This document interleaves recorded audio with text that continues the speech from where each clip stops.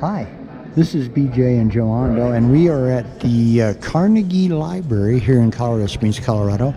And we are on a Halloween thing called the Spooky Stacks. And we're just going to have some fun here, and I'm going to kind of show you around the place.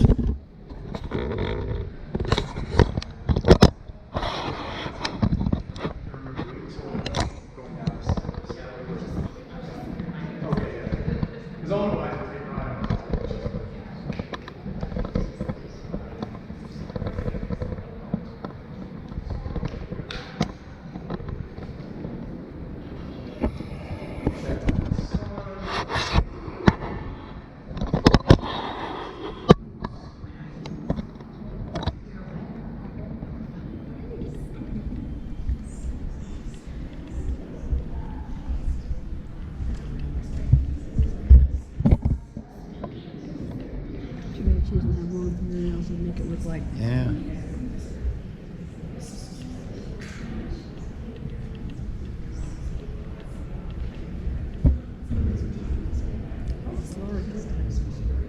One more minute, we'll get started. Yeah, as you can see, they've really gone to town here. Got the decorations, and they've got an old Browning type camera over there on the other side. Yeah, he asked, but just to let everyone know, you're absolutely free to take pictures of staff and the stuff you see, just not other patrons without their permission. That's actually the rule at all times in the library. So you can always just come in and start taking pictures of us, and we can't say no. So, all right. So hello everyone. I'll be your tour guide today. I am Nikola Tesla. The famous Hungarian-American inventor who spent, if you didn't know, 10 months of his life here in Colorado Springs. And so, I spent that time here. And I supposedly left, the urban legend is, I left without paying my electric bill. So not everyone was super thrilled with my time here.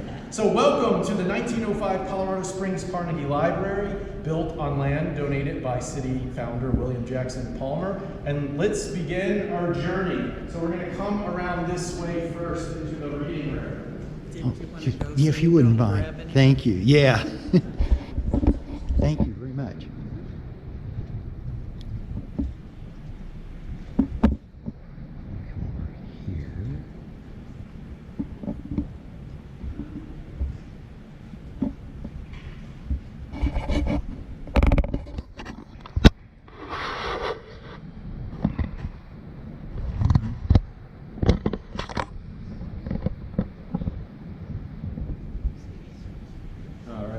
Fit in here. I know it's a bit of a squish to get everyone in. All right, so this is the reading room. It's also known as the genealogy room, and this is where patrons explore traditional and digital resources for researching their family history. And oh my gosh, who is it over here behind you? We have, that's the ghost of Ruth Van Lewis. Ruth was a trailblazing businesswoman, rancher, and politician who left a lasting mark in Colorado Springs in the early 20th century. In the 1920s, she gained national attention as an innovative entrepreneur. After selling her business, she purchased the enormous Banning Lewis Ranch and became a champion in the Hereford cattle circuit, and that's nationally. Later, she made history by serving on the District 11 School Board and as the second woman on the Colorado Springs City Council, where she advocated for anti-New Deal policies. And look, she's working on one of her letters here, maybe finalizing a land purchase, writing a Republican senator, which she was known to do, or drafting one of her fiery notes from her days on the school board. Many of these letters are preserved today in our department's Banning Lewis Ranch collection. So, if you would like to read some of those fiery letters, the original ones typed by Ruth herself, they're in our building. All right, so let's now move on to the Robert Hilbert Nonprofit Room.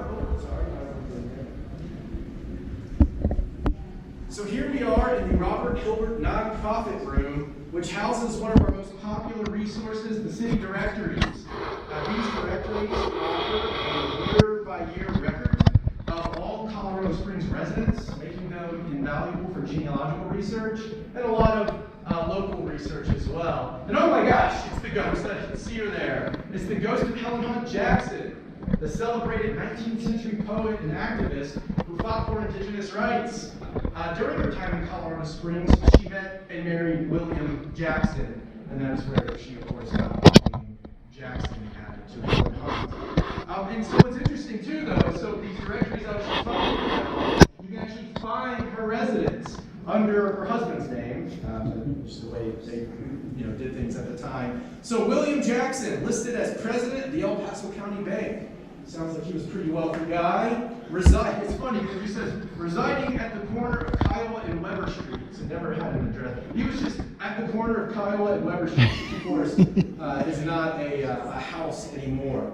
So Helen's love for this region is evident in her poetry, including her famous poem, Shine Mountain, which begins, by easy slope to west, as if it had no thought, when first its soil was begun, except to look devoutly into the sun.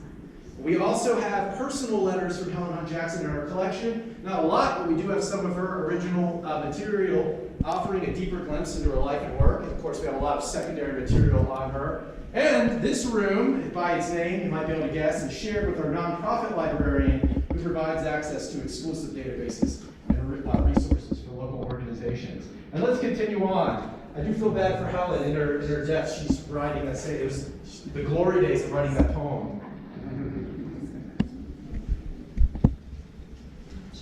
All right, we'll head this way.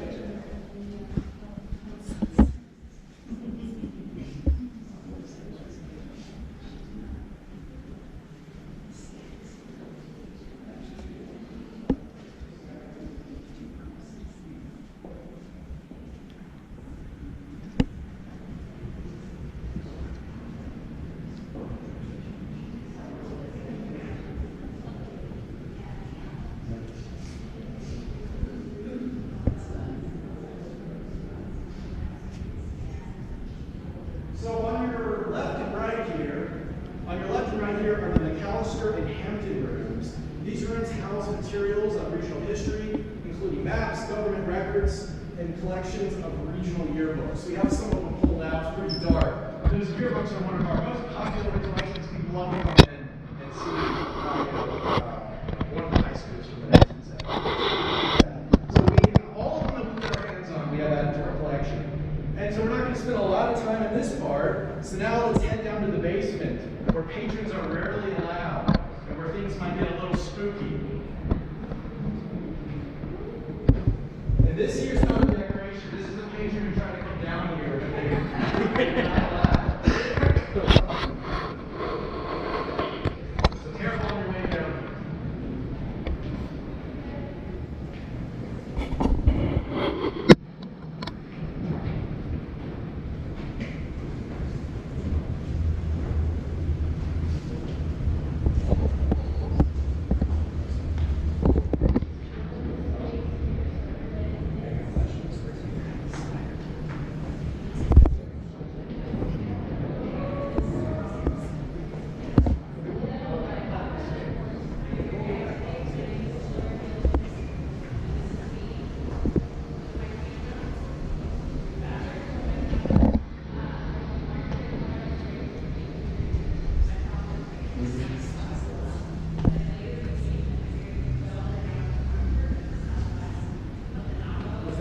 Oh, cool.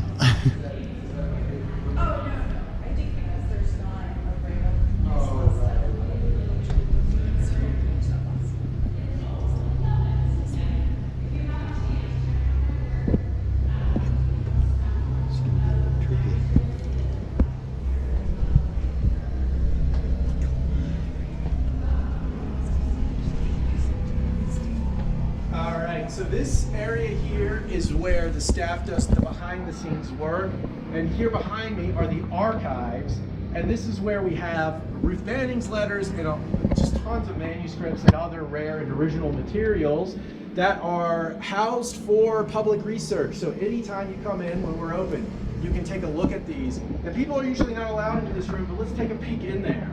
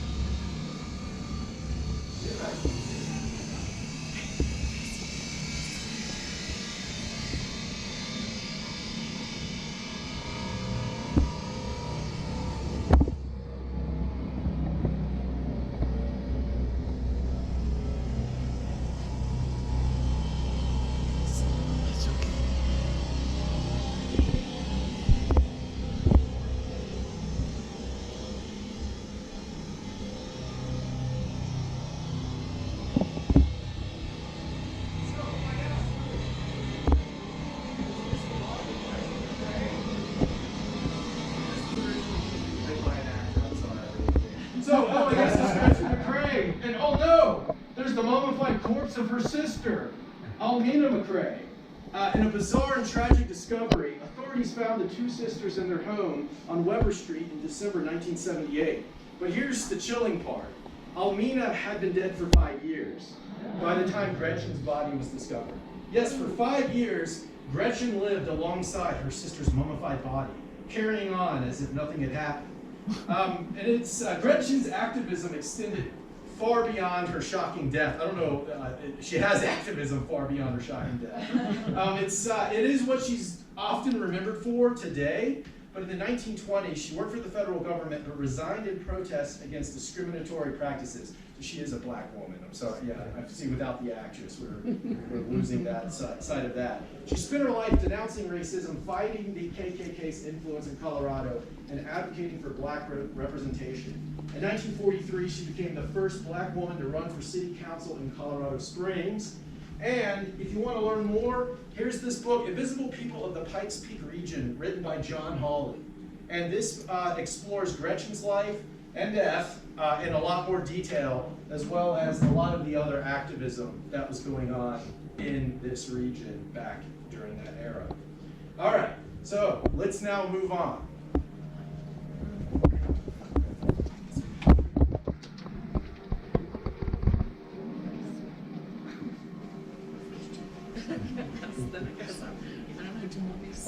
We can just pause right here. There's just bones. And musty. I think one of us teachers. It's like the most terrifying thing of this entire. Yeah, one other tip, I heard people murmuring about living with the dead body for 5 years. When the authorities were first in there, they found Gretchen right away. She's sitting. It took them a while to realize what was on the couch. She was covered in newspaper. That's true to what we did there is true to the story there. All right, so now we're going to go into the archival processing and photo archives room. So this is where the unprocessed material lies, where our archivist works on it to get it ready for public consumption. So let's go ahead and take a look inside.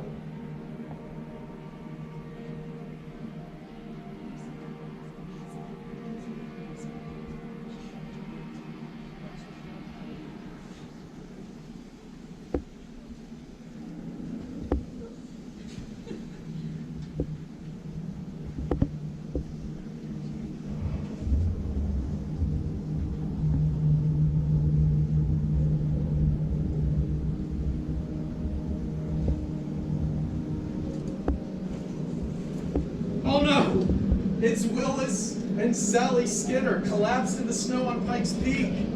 The Skinners from Dallas, Texas, set out to summit the mountain in August of 1911, but the harsh conditions proved too much for them. It's freezing, Sally. I can't go on. So our department produced a video called Frozen to Death on Pikes Peak to commemorate the 100th anniversary of their tragic death. And you can watch the full thing on YouTube though, so you do not have to come and check out the physical media. I came all the way from Texas to climb that peak and climb it. I will. So the conditions on Pikes Peak are unforgiving. Even Zebulon Pike, after whom the mountain is named, abandoned his 1805 climb due to heavy snow and freezing temperatures. The weather atop the 14,115-foot peak remains treacherous to this day, while at the same time providing life-sustaining water to Colorado Springs. All right, so let's continue to our final stop.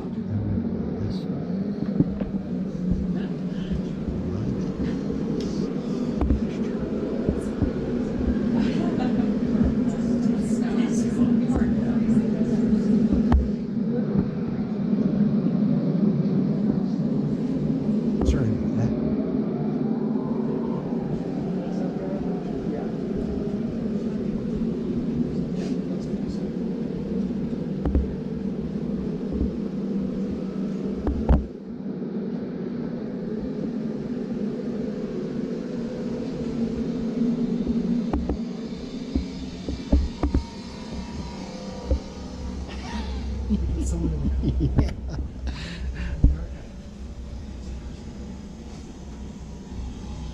Yeah, and while we're going over this, try to figure out which one of these people was the murderer. All right. So this hallway houses our digitization equipment at the end here. Scanners, VCRs, DVD players, and more used to preserve our records for future generations. It's a long process managed by small but dedicated teams, and we've only just begun the work of getting all of that done. And our programming staff also works on this end, developing genealogy classes and organizing the annual Regional History Symposium as well. And then,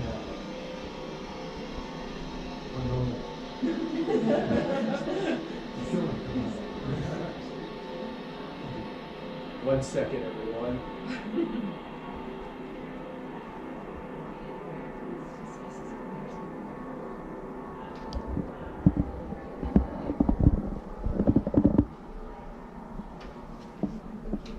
Just a small technical issue. All right, so what's that?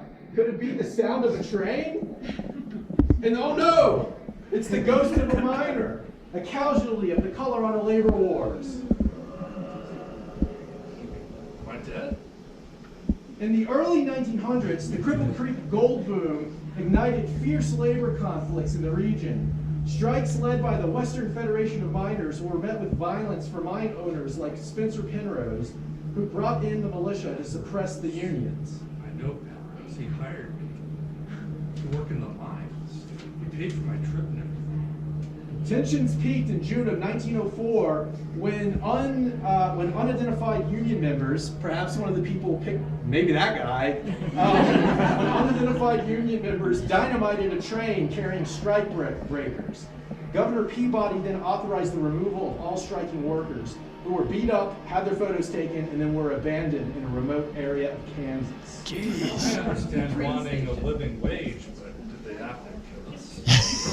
So our photo archives contain the mugshots of the striking miners, many of them bruised and beaten, some of them still smiling. And these were taken to ensure that they never returned to Colorado Springs. Oh, man. Many of these can be found in our digital collections, and the entire thing can be found in our photo archives.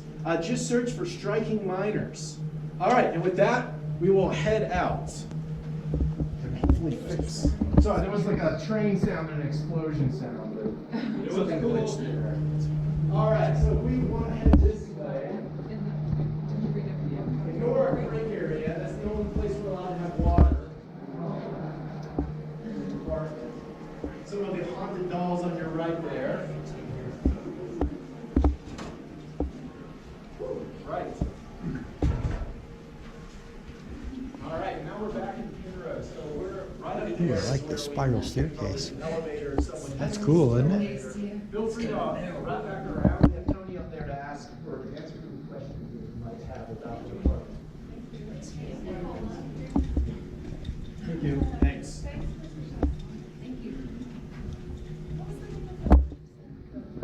Invisible people. Yeah. Yeah, it was written in the 80s, so obviously it doesn't account for anything after that, but it's an amazing book. Yeah. Do you have copies in the library? We probably do here. If not, they can put hold on one for you. Okay, thank you. Thank you very Thank much. you. That was awesome. It was a lot of fun.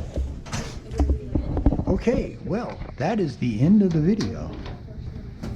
I'm going to walk up here to the library here, and then we'll shut off camera. But again, this is BJ and Joe Ondo from out and about on the Recumbents, and also the other sides of BJ and Joe Ondo. All right. So, goodbye for now.